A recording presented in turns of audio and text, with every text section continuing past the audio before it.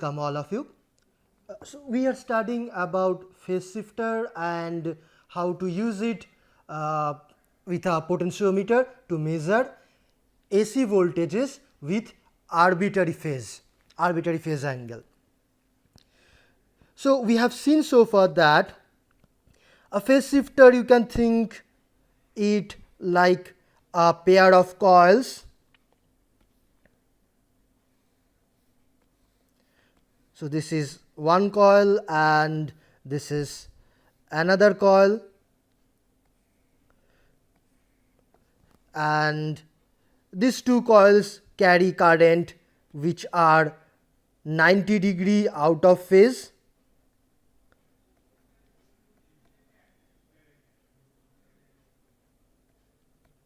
So this I am calling it as IR, and this current I am calling as IB. So we need the angle between IR and IB to be 90°. So IR and IB are 90° out of phase.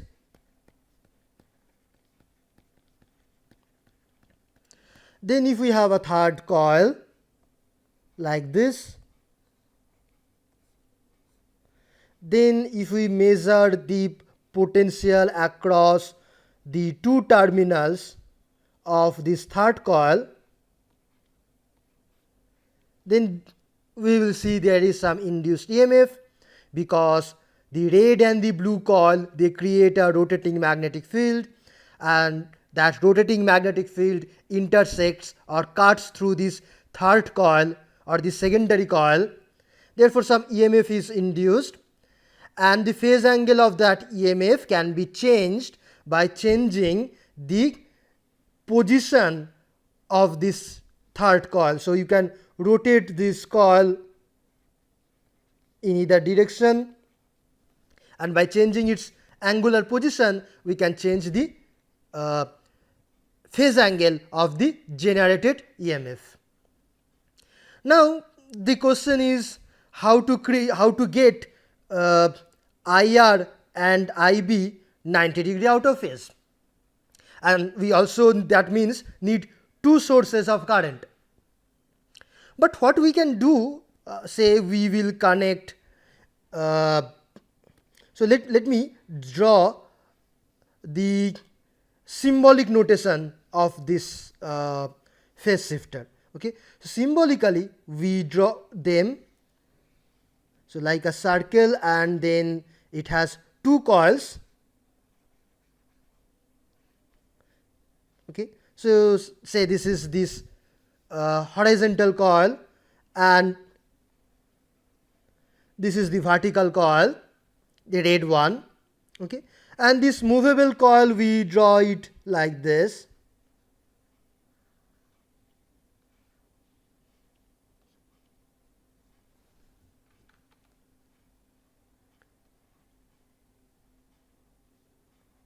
Okay, so we have to supply two currents. Okay, you can call them as so one as IR, one other as IB.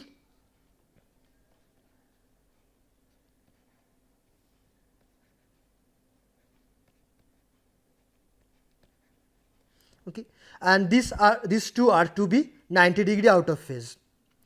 How to get that? What we will do is as follows. So we will connect a AC source, say here.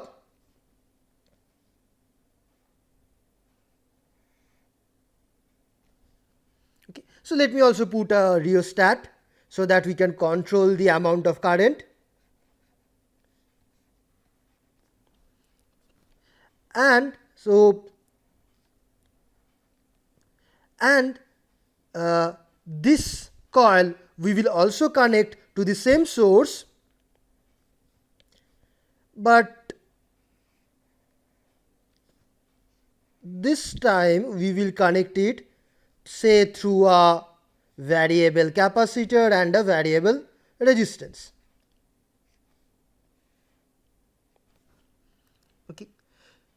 So the function of this capacitor or this capacitor resistance pair is to control the angle of this current.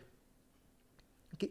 So IR is like this EMF divided by the impedance of this circuit, which is this resistance plus this coil will have some inductance, also some resistance. So you divide this resistance and this you divide this EMF with this resistance and this inductance, so we will get IR.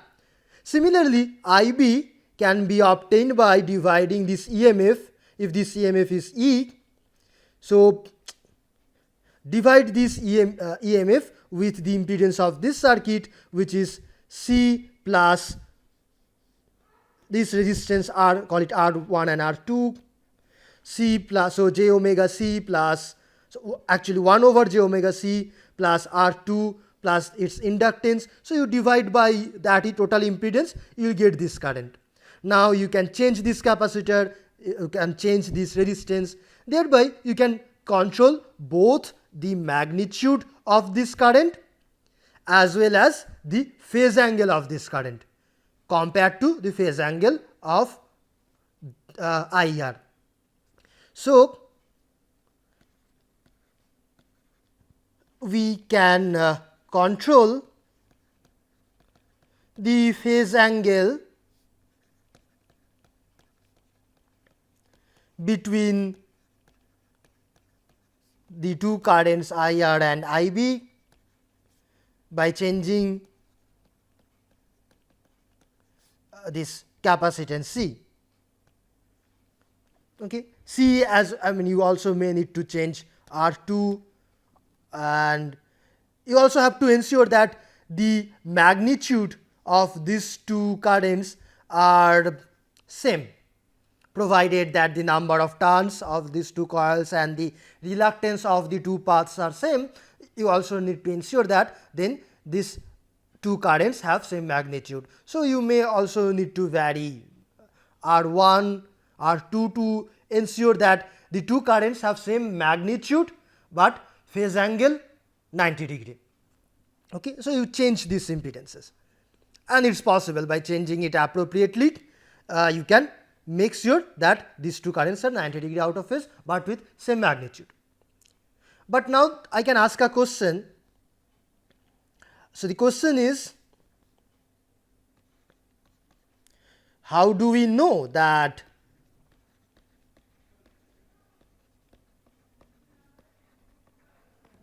we have achieved exactly 90 degree phase difference and equal magnitude?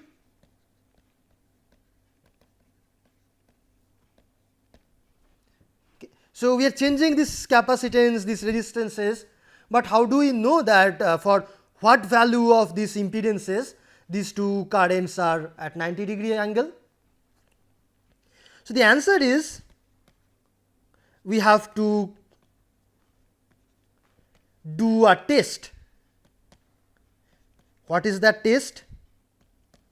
So we will measure this voltage. Okay, so we will measure this voltage somehow, maybe with a voltmeter or maybe with something else, but we will measure this voltage for different position of this third coil. So this third coil can rotate, you know. So it has an angular position which we can denote with theta with respect to some position. So what we will do, we will check the value of the secondary voltage. Secondary means this voltage, secondary voltage for different position of the this movable or turnable coil or secondary coil. If the magnitude of the voltage is same for all different positions,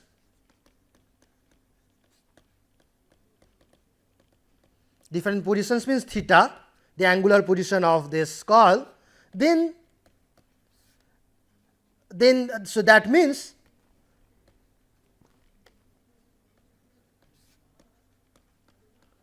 the desired magnitude of these two coils and the desired phase angle between them is achieved. Okay, so that means the phase angle or phase difference is 90 degree.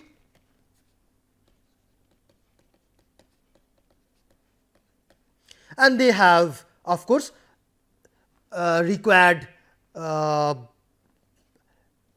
equality of magnitudes. Okay. So, we may need equal magnitude of current, or maybe some I mean, if this, say for example, this turn ratio is not 1:1, then we may need some other ratio of the magnitude of these two currents. Okay. But whatever is the requirement, if we find that the secondary voltage is same, the magnitude of the secondary voltage is same irrespective of the position of this coil, that means the desired condition is achieved. To say it in another word, we can say it like this. Okay. So, this thing I will say very briefly. Okay. So, our goal is to have a rotating magnetic field, perfectly circular rotating magnetic field. So, let us write it loosely, perfectly circular rotating magnetic field.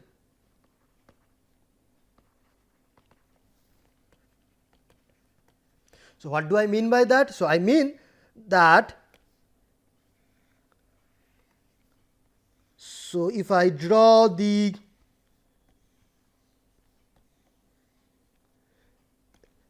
magnetic field as a vector at different time, okay, then so this is the magnetic field at some time, say t equal to 0, then at say t equal to 45 degree, the magnetic field should be like this. So, the length of this, which denotes the strength or how strong the magnetic field is, should be same, but the direction should be at a 45 degree angle. Then at t equal to 90 degree, okay. So, t equal time 90 degree means actually when the phase angle of the reference current is 90 degree. Okay. Then again this should have same magnitude, but a different angle. So, this is a perfectly circularly rotating magnetic field. So, this is what you want, but it may happen that, okay. So, let me draw the phase shifter again. So, this is the body of the phase shifter. Okay. So, this is the frame of phase shifter. I mean, I did not write it.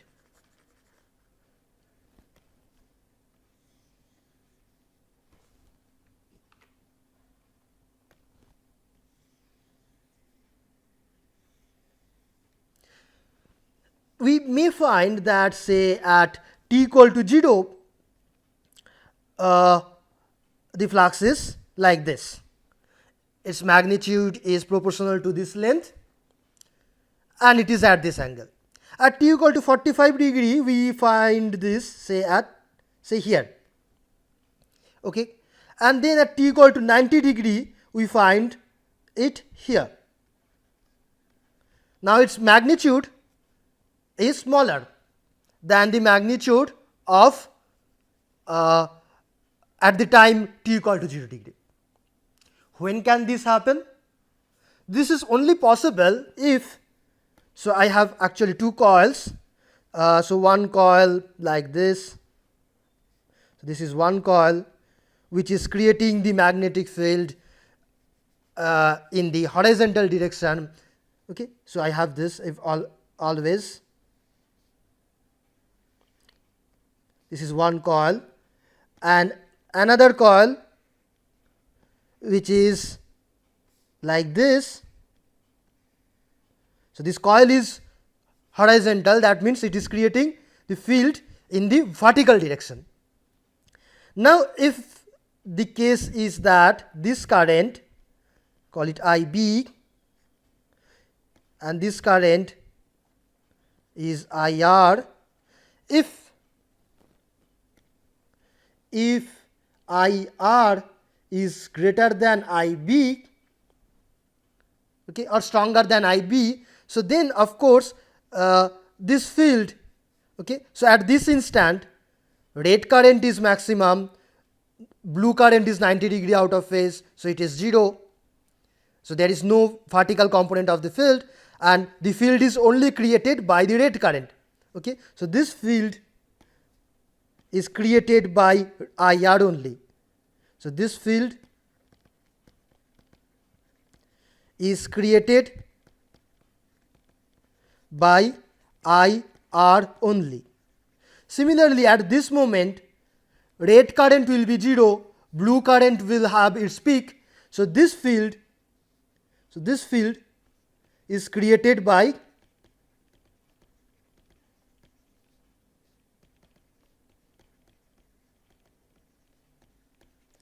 IB only. So the value of this field will depend only on the magnitude of IB, and the value of this field will depend on the magnitude of IR. If IR is stronger than IB, we will have this field smaller than this field.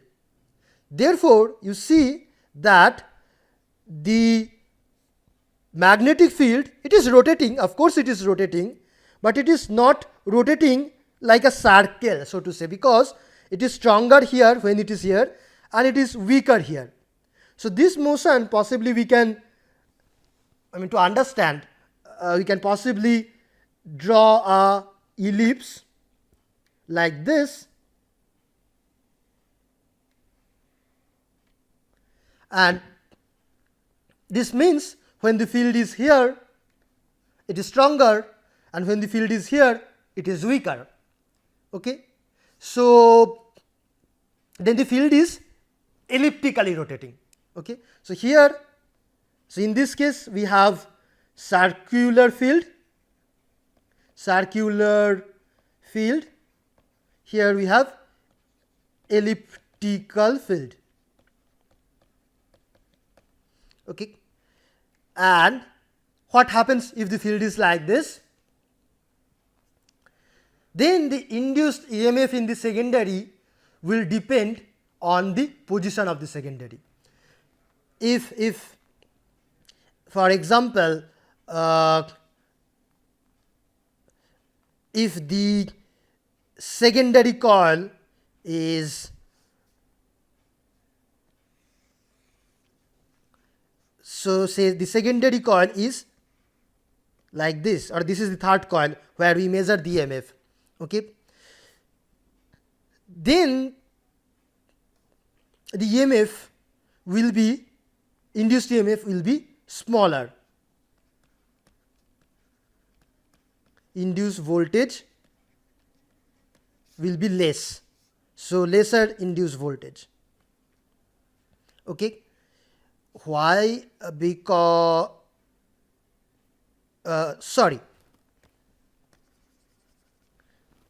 this will be more. And if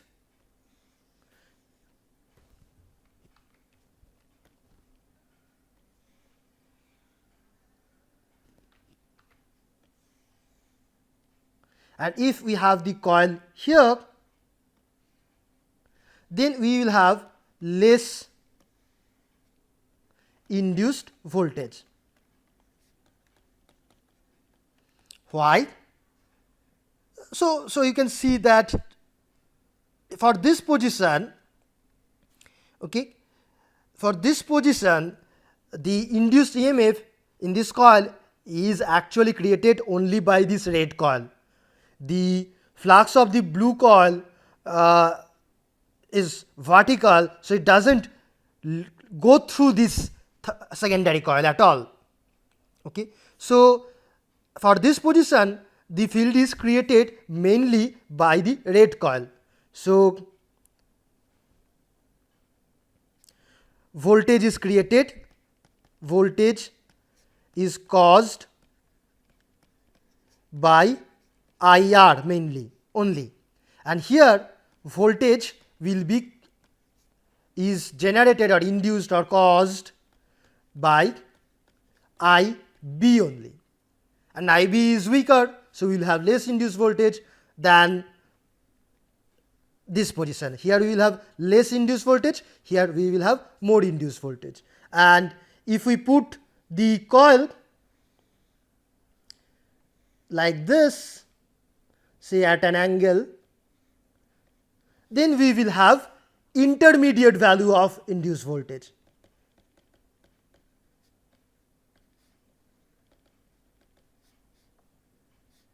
Or let us call it medium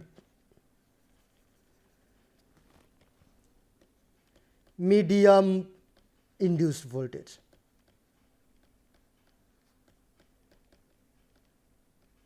So what happens? If we look at the voltage for different position of this coil, if the field is not circular, then we will have different values. So let me just summarize this fact. What we want is a circularly moving field, and a circularly moving field is possible only for equal magnitude of IR and IB. So if IR and IB are equal, field will be circular, and the induced EMF in the secondary will be of same magnitude no matter the position of the secondary. But if IR and IB are not equal, field will be elliptical, and the induced EMF will depend on the position of the secondary. So we can check whether the induced EMF depends on the position of the secondary. If it does not depend, then we are happy, because that means the field is circular. The two currents are 90° out of phase and also equal in magnitude. So this is the test we have to do. We have to move this coil. So we have to move this coil at different positions and check the induced voltage and make sure the induced voltage is same. If it is not same, then we have to adjust this CR to R1. So we will change this angle theta, we will measure this voltage, say, so maybe we will do the test like this, say set theta equal to 0°, measure voltage V, then set theta equal to 90°, measure voltage V. If these two are equal, if these two are not equal, then adjust CR to R1 to make this equal. If this is equal, okay, then we are happy. Then we may do some more tests to be more satisfied, like we will make theta equal to 45°, measure V. If once again we get the same value of V, we are happy, we are done. That means these two currents are 90° out of phase and are at different magnitude. Okay. Okay. So Now last thing is how to use this phase shifter in a potentiometer. So let me draw the AC potentiometer circuit that we had. So this is the potentiometer wire.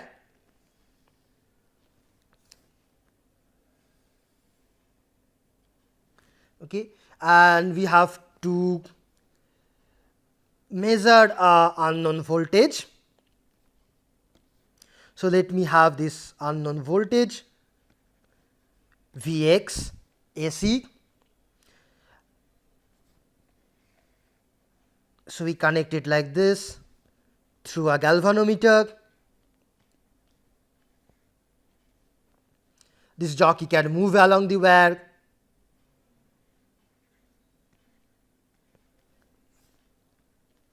Okay, so we can connect it here, and so you also possibly recall that we also need a standard cell for the calibration. So this is standard cell, and then we need the voltage supply for this wire. So of course we'll again need two voltage supplies, one for standardization, which will be a DC,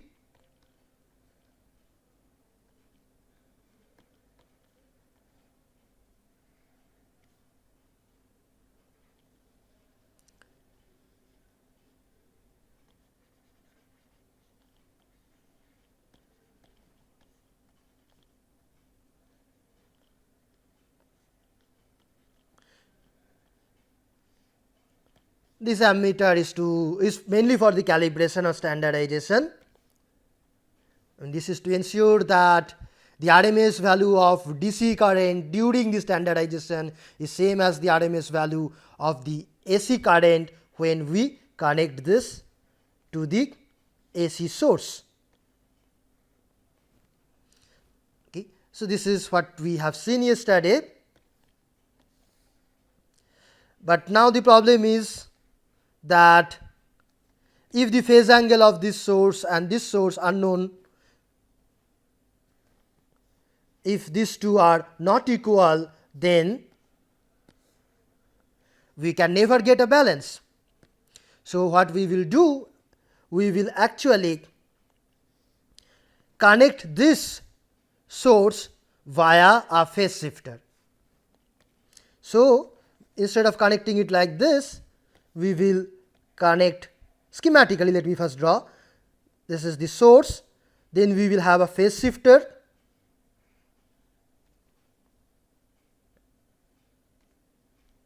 So this is a phase shifter,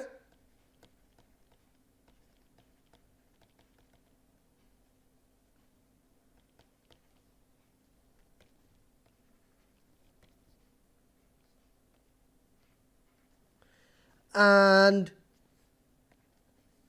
okay, so you can think the schematic of this like this. Okay, so this is a phase shifter, and the task of this phase shifter is to change the angle of this supply voltage. Okay, so we can change the angle and we can move this jockey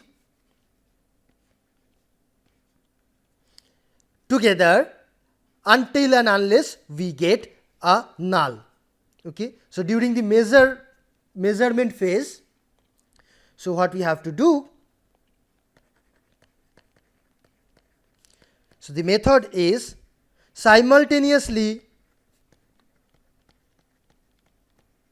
adjust the jockey position and the phase angle, this, to get null. So it is like a trial and error method. You have to simultaneously move this jockey and change this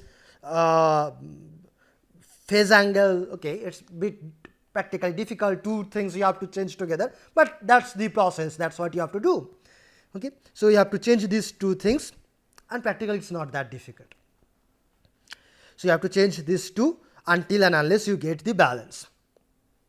And yeah, and one more thing, you have to ensure that this current or this reading is not changing. Okay, so ensuring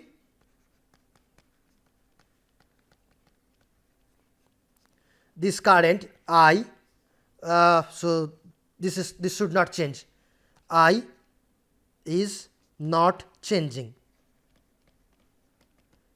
Its value should be same as the value which we have got during the standardization or calibration phase when we use this standard cell. Okay.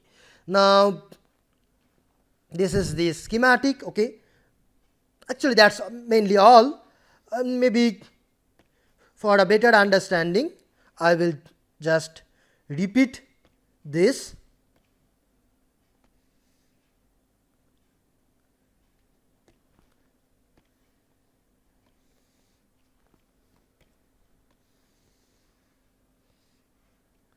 By actually drawing the schematic of a better schematic of a phase shifter. So, this schematic. Okay. So, let me put this diagram, this part of the diagram here. Okay. So, this schematic, if you want to make it more practical, more realistic, so let us then do it like this.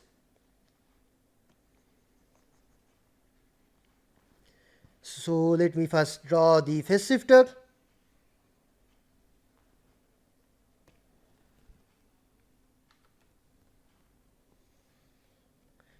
Which has two coils.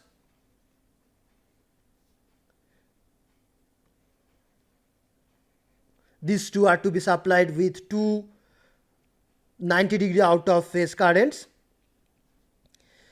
So, to control say these two currents, I am putting capacitor and a resistor in one circuit, and then let this be the AC source which drives both this current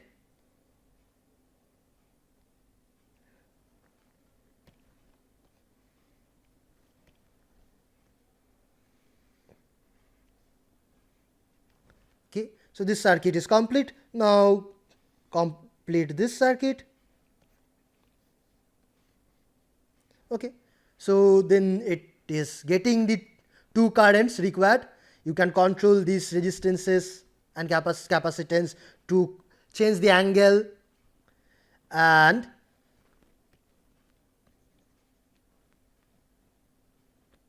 okay, and then this will supply here. So, from the secondary, let us connect one side here and the other side here. Okay. So, that means this is the source which will be driving the current through the main wire of this potentiometer. Now, what we can do is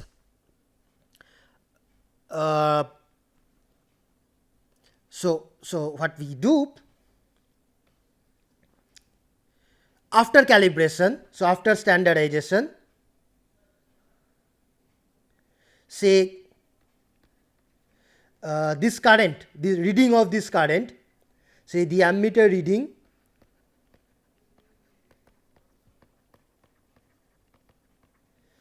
was equal to I during standardization or after standardization.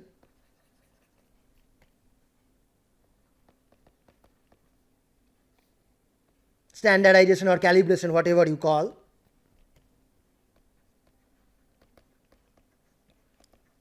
Okay.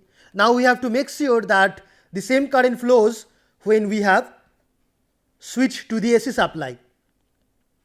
Okay. Here also we have switched to the unknown source. Okay, but yeah.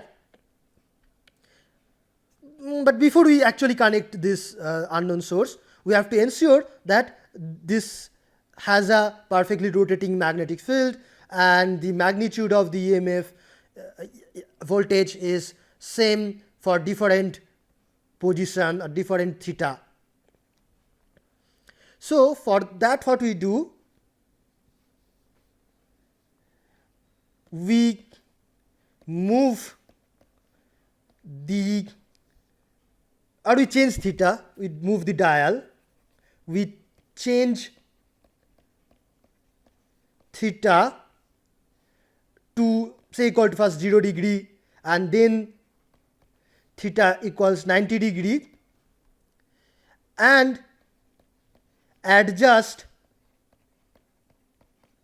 this resistance and capacitances, call them R1, R2, C1, and adjust R1, R2, C1, so that this current ammeter reading is again I for all values of theta.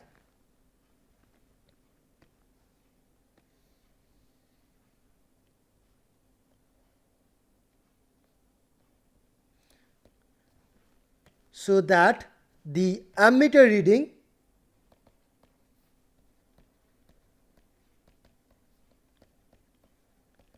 is equal to I for all values of theta,